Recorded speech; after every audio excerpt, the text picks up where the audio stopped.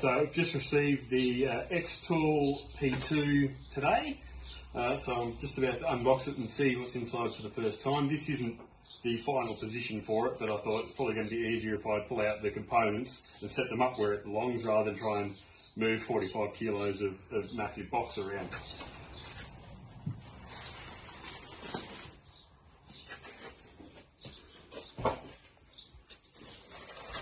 It all comes in a little protective baggie.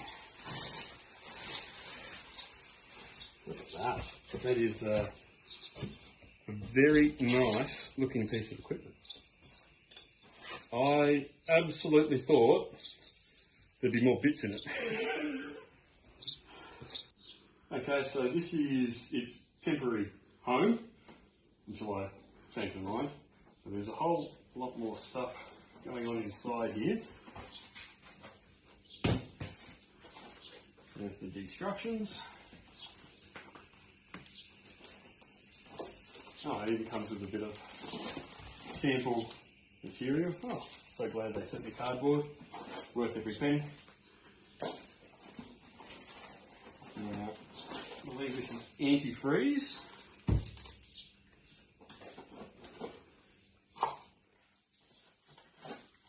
Power. Tools. Rubber screws, USB, and the exhaust tube.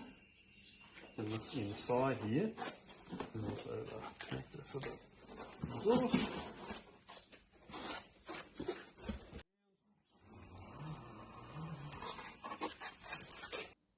Alright, so it's several hours later and I come back to it as we're setting it up.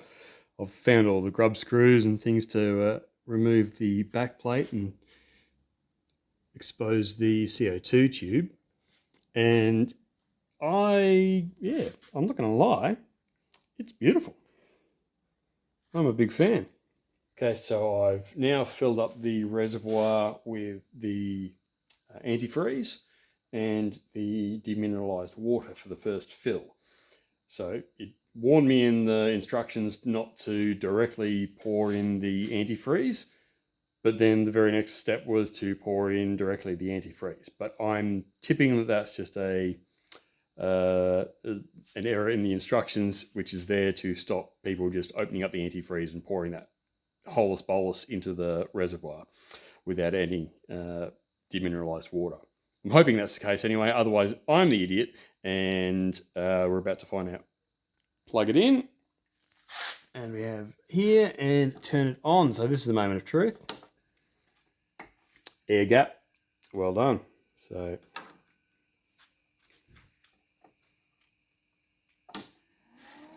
oh, listen to that.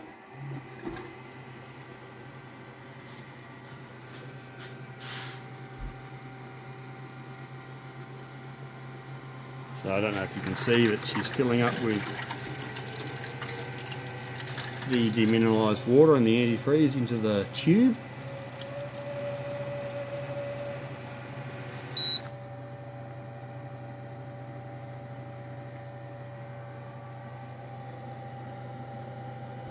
Nothing is red, so that's probably a good sign. Now let's go and fill up the second pouring. And I'm going to put you down because I'd rather fill this correctly than finish this video with a broken xTool. Now they do tell you to use demineralized or distilled water to avoid excessive bubbling on the tube, which might affect the performance of the laser.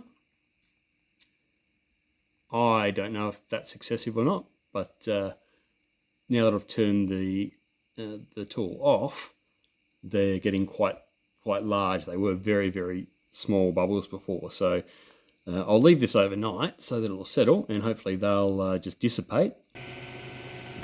Okay, so I've just started it up the next morning, and hopefully it'll allow me to show you that the main bubbles and things that we saw yesterday have dissipated.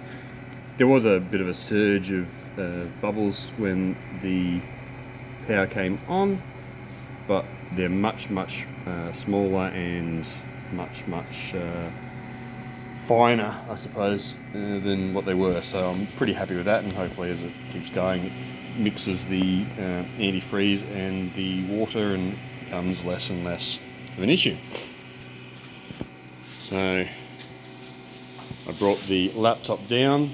I say to download the XCS software. I'm not going to show you how to do that, because if you can't download software, then you probably shouldn't be using a laser. The software is installed, obviously plugged in USB. Nothing too scientific about that. So these are the clamps that come with it. So they're spring loaded, as you can see there. Tuck them in underneath, and then you can pull them up and secure the item there. Well, there you go. As you can see, even someone with the limited dexterity that I have is able to secure a piece of wood into the xTool. Tells me once I connected the P2 that I need to download some firmware, but as with everything, you need to update it before you've even started. So there we go, we've got the camera view after updating the firmware of what's inside and what we've connected to the P2. So now I just need to create my little project and scale it and put it onto the basswood as I want it to appear. So first trial run we're going to do is with the 3mm, I think they call it basswood, but to me it kind of looks a little bit like sheets of balsa wood. Someone can correct me if I'm wrong. So here we come to the moment of truth. I've made all the setting adjustments. I've just got a simple small image to do in the corner of the basswood. It's time to hit the process button. I haven't even taken the sticker off.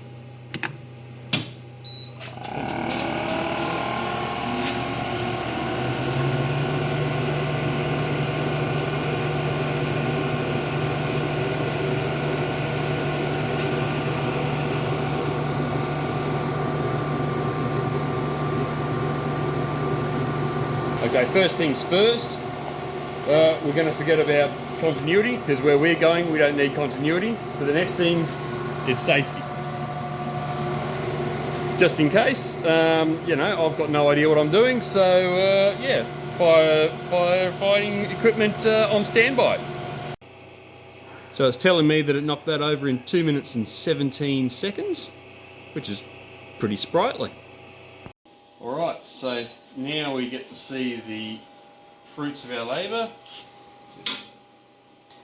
And oh wow, so it's scored it quite cleanly. If you can see the edges of the cut there, there's no sort of real burning or anything, which I was expecting. There's a little bit of, you know, tiny little bit of brown there, but otherwise it's very neat. And there's the result.